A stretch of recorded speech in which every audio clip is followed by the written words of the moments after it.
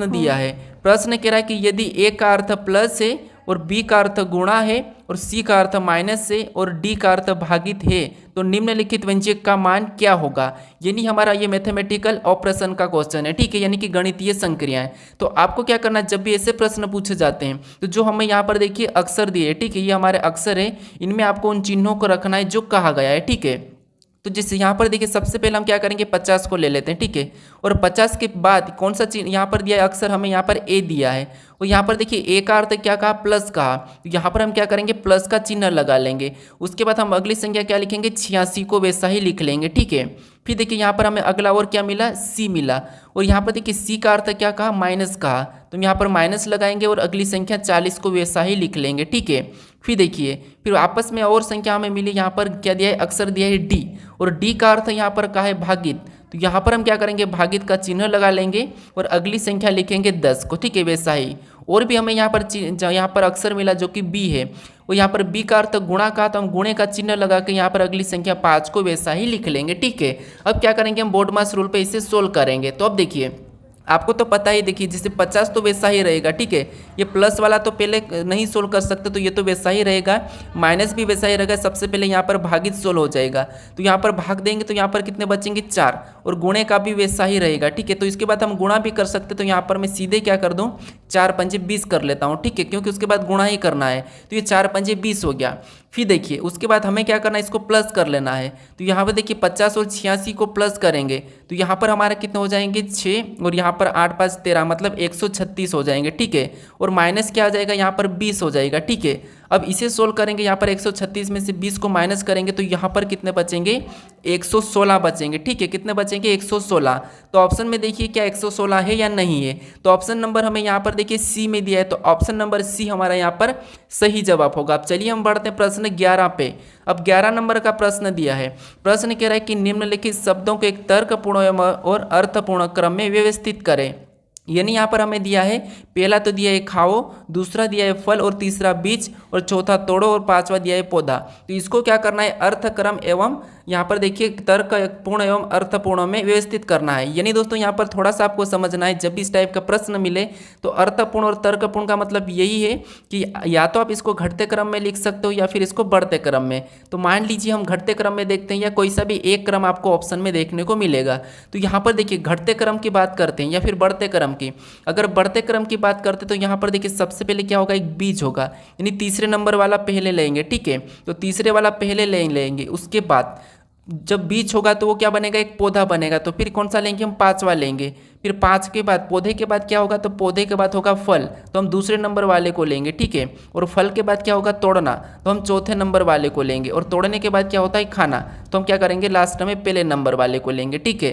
तो ऑप्शन में देखिए यहाँ पर 35 24 1 कहाँ पर लिखा है, तो ऑप्शन नंबर हमें यहाँ पर देखिए कहाँ पर दिया है, ए में दिया है, ठीक है, तो ऑप्शन नंबर ए हमारा यहाँ पर सही जवाब होगा। अगर इसी को हम घटते क्रम में लिखते हैं तो फिर सबसे पहले 1 नंबर आता है, ठीक है, लेकिन ऑप्शन में देखिए 1 नंबर कहीं भी नहीं है, ठीक है, तो इसीलिए यहाँ पर तो बढ़ते क्रम में ही लिखा है, ठीक है, तो ऑप्शन हमारा ए वाला सही होगा। अगर कभी कभी आप सोचते हो कि अगर आप इसको बढ़ते क्रम में लिख लेते हो और ऑप्शन में नहीं मिलता तो फिर आप क्या करते हो कि प्रश्न तो गलत आया है, एग्जाम ने प्रश्नों को गलत दिया था, लेकिन नहीं, आपको इसको घटते क्रम में भी देखना है, ठीक है। अब चलिए हम बढ़ते हैं प्रश्न 12 पे।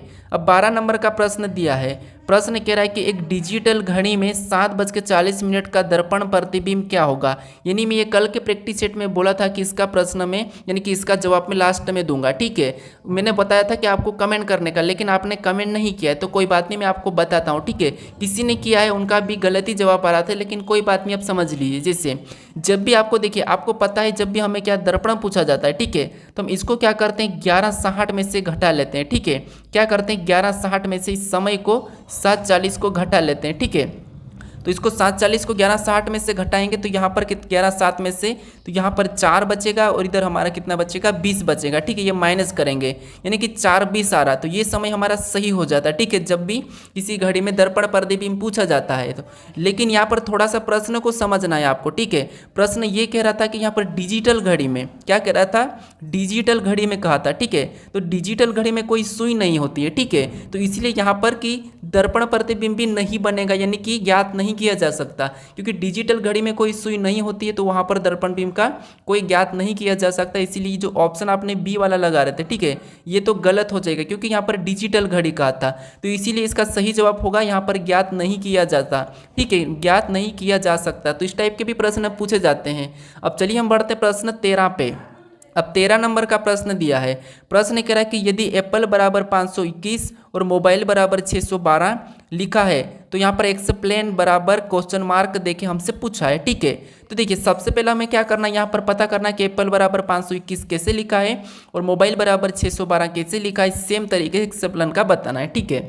तो देखिए जैसे हम क्या करेंगे यहाँ पर सबसे पहले तो देखिए ध्यान से देखते हैं, यहाँ पर अगर इन अक्षर का हम क्या करते हैं अंकों में लिखते हैं, फिर भी 521 तो ज़्यादा बड़ी संख्या है, तो फिर आपको क्या करना है यहाँ पर गिनना है, जैसे 1 2 3 4 5, इनको सभी को गिनने पर हमारे कितने हो रहे हैं, तो इन जो लेटर कितने 5 है, ठीक है। यहाँ पर कितने 5 है, तो ये हमने 5 लिखा। अब यहाँ पर क्या लिखा है, तो 521 लिखा है। अगर हम 5 को 521 कैसे बना, तो यहाँ अगर 5 का घन करते हैं तो 5 का घन कितना होता है 125 होता है, ठीक है। और इसको अगर हम पीछे से लिखते हैं यानी कि यहाँ पर क्रॉसिंग मेथड, ठीक है, तो यहाँ पर देखिए 5, फिर यहाँ पर 2, उसके बाद यहाँ पर देखिए 1, यानी हमारे यहाँ पर देखिए 521 बन चुका है, ठीक है। और यहाँ पर देखिए 521 लिखा है। अगर यही तरीके से अगर यहाँ पर मोबाइल का लिखा हो तो हम सेम तरीके से इसका बता देंगे, ठीक है। तो मोबाइल का चेक करते हैं। अब यहाँ पर देखिए 1 2 3 4 5 6, यहाँ पर टोटल कितने 6 लेटर है, ठीक है। और 6 का क्या करना है घन करना है, तो 6 का घन कितना होता है 216 होता है, ठीक है। और इसको भी हमें क्रॉसिंग मेथड में लिखना है 6, उसके बाद 1, फिर उसके बाद 2। तो यहाँ पर देखिए ये भी 612 बन चुका है और यहाँ पर 612 दिया है, ठीक है। तो इसका मतलब ये है कि हमें क्या करना है अक्षर को काउंट करना है और उसका घन करके उसको उल्टा लिखना है। जैसे यहाँ पर काउंट करते हैं 1 2 3 4 5 6 7 8, यहाँ पर टोटल हमारे कितने 8 है। अब हमें क्या करना है 8 का तो घन करना है, ठीक है। अब 8 का घन कितना होता है आपको पता होना चाहिए, कितना होता है 512 होता है, ठीक है। और इसको क्या करना है उल्टा लिखना है, तो 2 को आगे लिखेंगे तो ये 2 हो जाएगा, फिर 1 को तो वैसा ही लिखेंगे तो 1 वैसे यहीं रहेगा और 5 को पीछे लिखेंगे तो यहाँ पर हमारा क्या हुआ, यहाँ पर देखिए 215। तो ऑप्शन में देखिए 215 कहाँ पर है, तो ऑप्शन नंबर हमें यहाँ पर बी में दिया है, तो ऑप्शन नंबर बी हमारा यहाँ पर सही जवाब होगा, ठीक है। तो यहाँ पर आपको सबसे पहले तो यही पता करना है कि जिस तरीके से यहाँ पर लिखा था वो यहाँ पर लिखा था उसी तरीके से इसका बताना है, ठीक है। अब चलिए हम बढ़ते हैं प्रश्न 14 पे। अब 14 नंबर का प्रश्न दिया है। प्रश्न कह रहा है कि एक पंक्ति में रवि बाएं छोर से 19वां है, यदि रोहन बाएं से 8वां है तब उनके बीच में कुल कितने व्यक्ति है। यानी दोस्तों यहाँ पर देखिए यहाँ पर ये कहा है कि 2 लड़के हैं, ठीक है, और उन एक लड़का जैसे रवि बाएं से 19वां है और रोहन भी बाएं से 8वां, यानी कि दोनों तरफ से बाएं बाएं का ही है, ठीक है, इनका स्थान। और पूछा है कि इनके बीच में कितने व्यक्ति है। तो यहाँ पर एक तो तरीका ये है कि आपको क्या करना है, जो 19 दिया है, ठीक है, इसमें इसका बाएं वाला स्थान 8वां है, इसको घटा लेते हैं, ठीक है। तो यहाँ पर 19 में से 8 को हम क्या करते हैं घटा लेते हैं, तो यहाँ पर हमारे कितने बचते हैं 11, और 11 में से 1 को और घटाना तब जाके आपका क्या होगा यहाँ पर आंसर आ जाएगा, ठीक है, यानी कि 10 व्यक्ति। लेकिन आप एक तरीके से और भी सोल्व करते हैं, जैसे यहाँ पर देखिए 8 है, ठीक है, और इधर एक तरफ 19 है। हमें क्या करना है यहाँ पर बीच के बताना है, ठीक है। तो हम क्या करते हैं 9 से गिनते हैं, यानी कि 9 10 11 12 13 14 15 16 17 18, ये 18 हमारे 20 तक हो जाएंगे, ठीक है।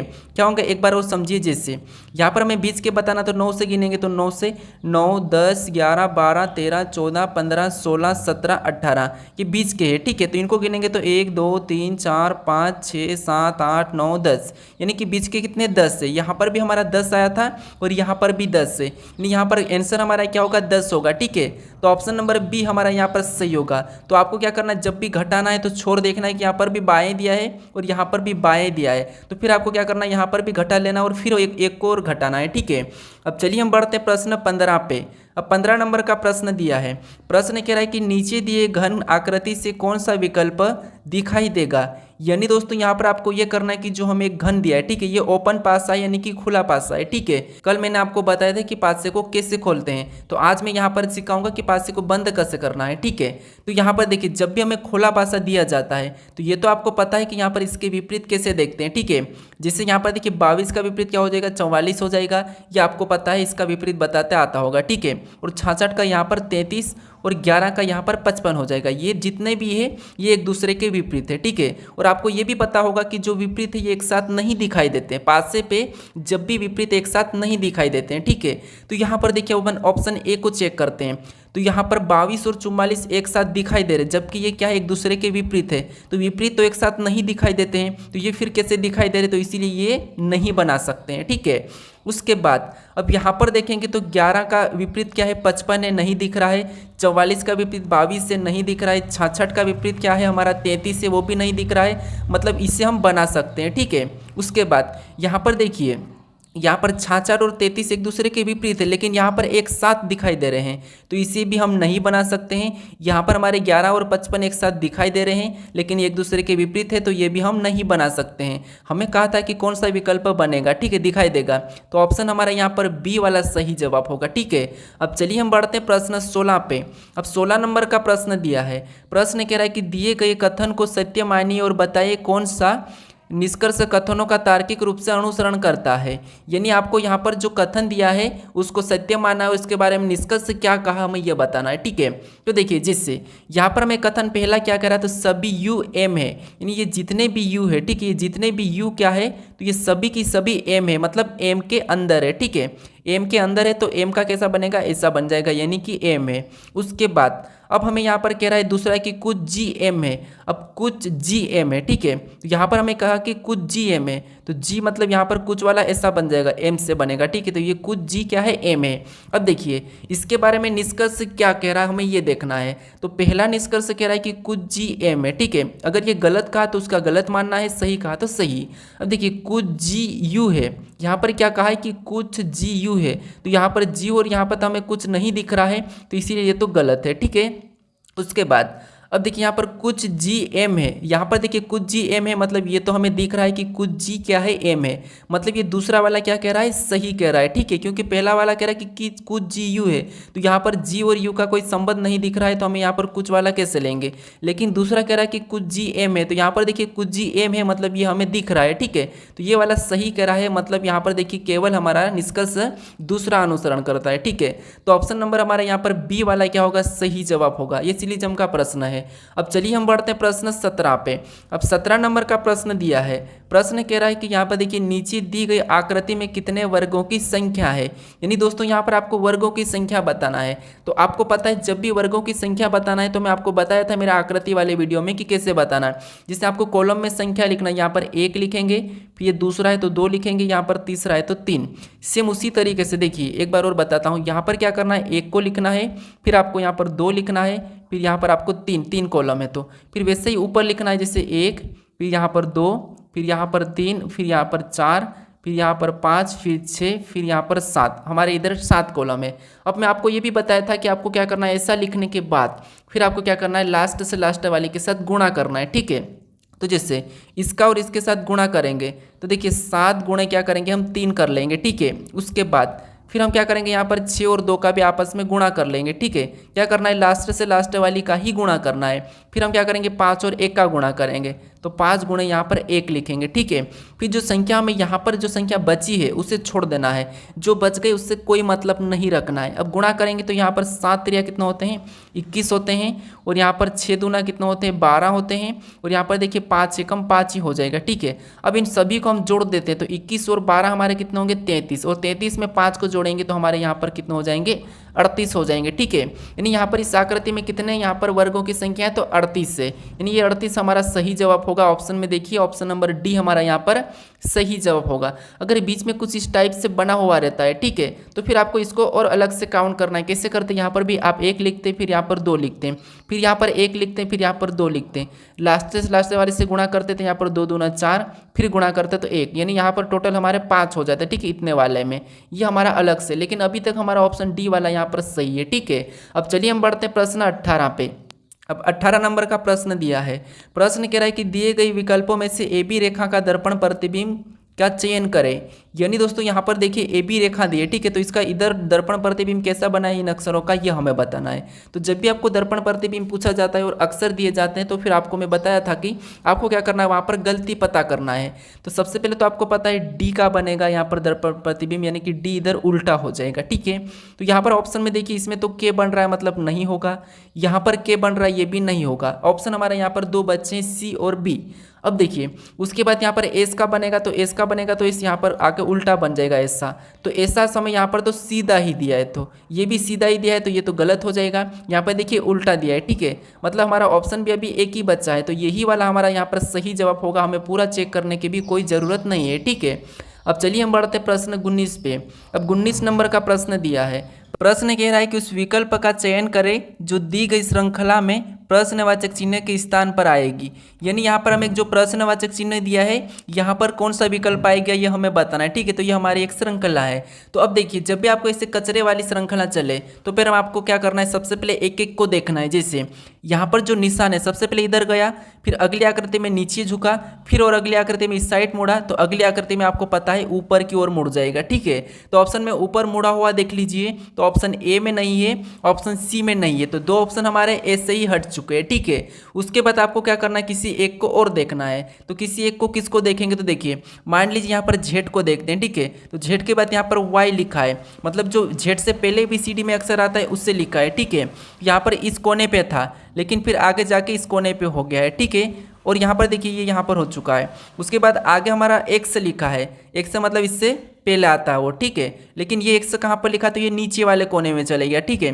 तो अगला जो अक्षर क्या होगा, W होगा, और W हमारा यहाँ पर इस कोने में चले जाएगा। तो इस कोने वाला हमें ऑप्शन में देखना है, तो यहाँ पर केवल हमें ऑप्शन डी में दिया है, तो यहाँ पर ऑप्शन डी ही हमारा क्या होगा, सही जवाब होगा, ठीक है।